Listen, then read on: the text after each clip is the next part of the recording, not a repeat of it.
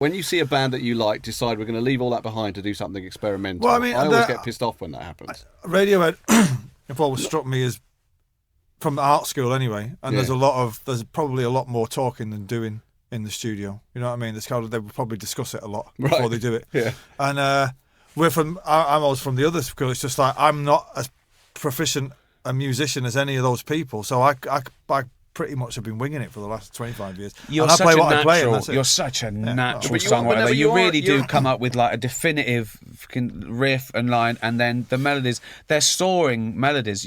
I mean, they're just so catchy sing-along choruses. Even with, I mean, you know. But I think melody is looked down on a bit. Yeah. You know, especially by critics, obviously. That if there's, like, for example, to choose a band that are not as big as Oasis or whatever, but I like the Stereophonics. But you only read bad reviews of the Stereophonics. Yeah. And the reason they say, these critics, that they're bad is, all they're doing here is doing, you know, songs that you can hum along to, and blah, blah, blah. And you think, like, no, that's not very easy. Same with you. Same with you too. I love you too, and they get slated all over the world. Well, not all over the world, particularly in England. Well, some of that is like they're not John Peel. You know, so they would do that. And some of it is Bono. Yeah. Like, you know, wearing the high heel shoes. Well, no, just people.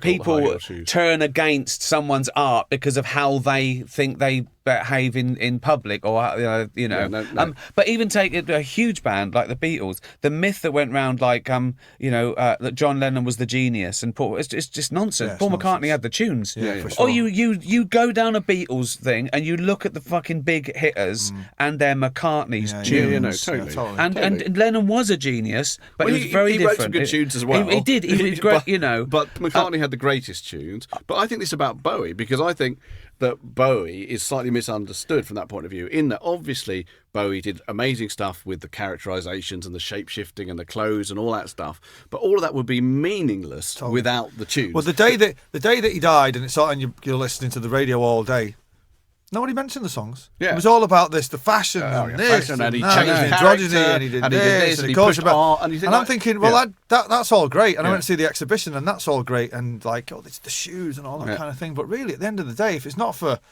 Starman, exactly. Come on.